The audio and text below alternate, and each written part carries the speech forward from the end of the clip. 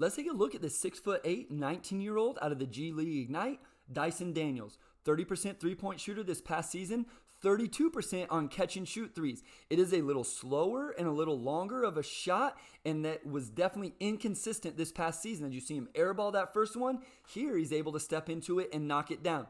Now, there are some reports that he has reworked this and it's gotten better.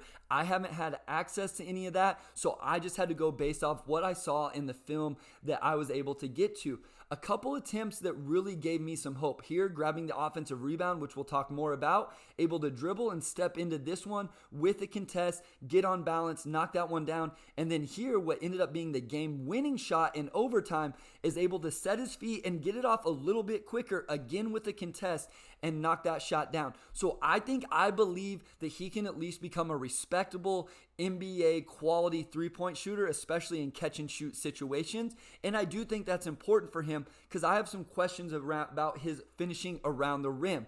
But let's start with the floater game, which I absolutely believe in. He was 46% from 5 to 15 feet on 63 attempts, and a lot of them were of that variety right there. So the little 1 foot floater here, I love that they put him in the middle against the zone. One in general, I love that as a coach, putting your best passer. It doesn't hurt that he's 6'8" as well. This one's a little bit different than a drive, but able to catch, square up off 2 feet, puts the little floater in. So really nice floater game from Dyson Daniels, something that I personally do believe in. Now, around the rim, he was 52% on 126 attempts. A lot of those, though, almost half, were transition and putbacks. Not quite as efficient in pick and roll isolations, and only had 6 attempts on catch and drive. Here's one of the better ones as he goes to a right-left crossover and able to finish with his left hand over the contest from the big.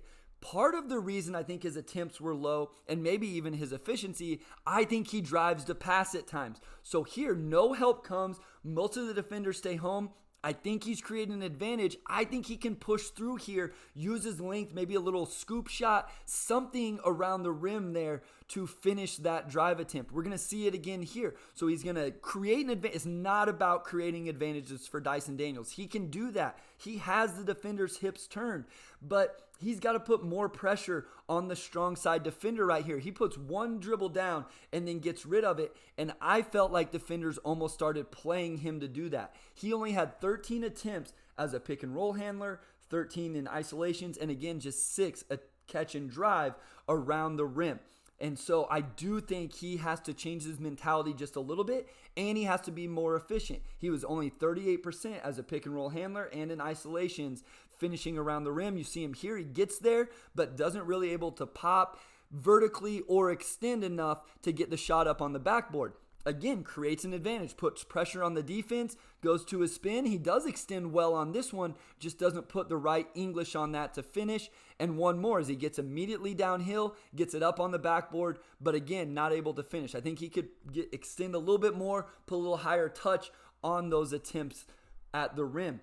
One thing I do think he can bring offensively is offensive rebounding. I touched on it a little bit earlier, just under 2 offensive rebounds a game, times this one up perfect, able to finish that one at the rim, and then also cutting. So his defender turns his head, ball watching, he cuts to the rim, he doesn't get the pass from his teammate, but is able to clean up the miss at the rim again with an offensive rebound. And then I want to be very clear here. This is not something I saw a lot from him. It's just an action they ran a few times that piqued my interest at 6'8", finishing at 46% between 5 and 15 feet. I wonder if it's something he can develop just a little bit. And then if he can score this, you come to double him, and he's able to use that high-level passing to really put pressure on the defense. Obviously there, he wasn't able to create an advantage, ends up in a turnover. So I'm not saying it's in his bag at all. I'm just saying it's something I noticed they win a couple times and wonder if it's something he can add. I spoke to the passing a second ago. That's what this kid does best. So let's start with the easy stuff in transition, the quick catch and one more pass with some velocity to get his teammate a look. 5 defensive rebounds a game for Dyson Daniels. So a guy that's going to get a lot of rebounds and be able to start the break right away. His teammate does a great job getting this early post up in transition, and Daniels does a great job On time, on target passing is one of my favorite things. He leads him to the rim so his big can catch, keep it high, and go right up to the rim without the defense even able to contest. Another rebound. Now he sees his teammate leaking out, and he's going to throw the outlet pass to create that advantage for him in transition. So just a lot of different ways that Dyson Daniels can showcase his passing. Again, putting pressure on the lane, draws 3 defenders, finds his teammate in the weak side corner, makes a nice pass. I'm not saying he doesn't have the left-handed pass off the bounce. I just didn't see it in the games that I watched. So it doesn't mean it's not there. It's just something I'd be interested to look for as well. Here you see him do it with his right hand. So he's going to throw the little hook pass as the tag guy goes to the big, puts it on time to his teammate, gets him a wide open 3.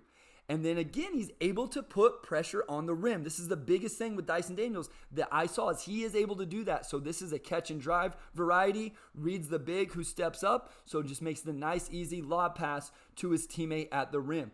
Again, here in transition, maybe a little bit higher level reads. I think right here he was trying to use some eye manipulation to draw this defender into his big rim running, and then he's going to make the nice cross-court pass to Jaden Hardy, gets him a wide open look. So a lot of wide open looks for teammates that Dyson Daniels is able to create. And then this is probably my favorite one as he attacks the defense. And a lot of players will make this pass here to the corner. They think that's a read. But he's reading this defender who's going there to the hammer in the corner. So he makes it to the wing. And again, a wide open shot for his teammate. Now, I always like to be fair. It's not like he never turned the ball over. He had 4.7 assists a game. He did average 2.5 turnovers a game. I highlighted some earlier, but it's not like the passing and the reads were always perfect.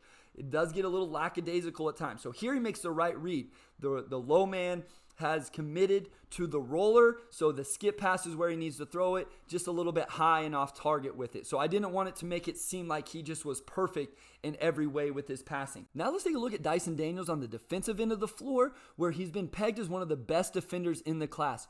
On ball, the top 5 play types against him, and you guys know I don't love using numbers on the defensive end, but he gave up less than 1 point per possession in all of those. So one thing he does really well, even if he doesn't completely stay in front, he always works to get back there and contest the shot, and you very rarely see him give up a real clean open look. There's one play type where it does happen. It wasn't obviously one of the top 5, and I'll highlight that at the end of the on-ball segment. Here, gets through a couple screens, does a good job. He doesn't have quite the bend maybe that you would want. He's a little bit straight up, but again, he's going to fight to get all the way back in front, and on this one, ends up forcing a pass out of the offensive player and comes up with the defensive rebound.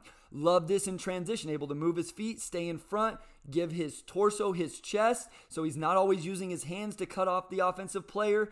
One thing I do wonder, especially early on until he gets a little stronger, maybe against certain matchup switches, he could be a little bit in the paint, but I think for the most part, he's going to hold up just fine. You see him get over the top of a ball screen there, and then here in true isolation, just able to move his feet, and then again, using his length, is able to make it a really tough contested shot. Just not very often where they're true blow-bys. Just one situation, again, one play type, which I'll show later. Love this one. Not 2 real screens there, but goes to one side of the floor, plays the handoff, gets over the ball screen, gets his hands up, which I'll highlight as well. He does a really good job, and with his length, you can see that can be disruptive. True isolation here, stays in front, again, does a good job just giving his body while continuing to move his feet, and then he gets his hands up whenever it's time and forces these tough contested shots from offensive players. I mentioned getting his hands up. It's not just about disrupting and steals. This one completely takes away an offensive bucket. Most likely this is going to be a dunk for the post guy rolling, but Dyson Daniels reads the eyes of the passer, gets his hands up, and then is able to get a steal and transition opportunity for his team. Even something as simple as this, just contesting every pass, and we'll see this off ball as well. Gets a hand on that one, actually ends up forcing a turnover there. So I love that from him, just his ability to be disruptive without really having to take chances or get out of position. I mentioned there's one play type where I think he has to get better, and that's in closeouts. So here he's closing out, and he just isn't able to really stop his momentum all the time and get back and stay in front. So there was multiple of these, and I'm going to show them all just so you know that it wasn't just like one time. Same type of situation here, and again, just gets completely blown by. This is about the only play type where I saw him get completely blown by. And same exact situation, closes out, offensive player is able to attack him, get to the rim, doesn't score it, but I do think closing out in the NBA is something he's going to have to get better at. We showed the clips there of him being active with his hands and his arms. He does it off ball as well. So here on the weak side, again, reading the offensive player's eyes, able to use that 6'8" length to get a hand on it, force a turnover, transition the other way. And then in transition, he actually did this 2 times. The clips almost look exactly the same. But he has great awareness, basketball IQ, anticipation to put his foot in the ground, change direction, and almost gets a turnover there. The other clip he actually did, it went off the offensive player. So he's able to be disruptive in that way, just using his length, anticipation, and IQ. It wasn't perfect. I definitely have a few more off-ball questions than I do on-ball. He didn't always tag. He didn't always rotate. So right here, he should be tagging as the low man on the big under the basket, and he doesn't do it. And so I do think there's some room for improvement there. And then one thing I wonder about, he had less than a block a game. He averaged 2 steals a game, but less than a block a game. At 6'8", can he be a guy that's disruptive around the rim as the low man contesting shots? You see him come over here, 2 hands, but isn't able to really disrupt that shot attempt. Is that something he can start to develop and become even more of an impactful defender?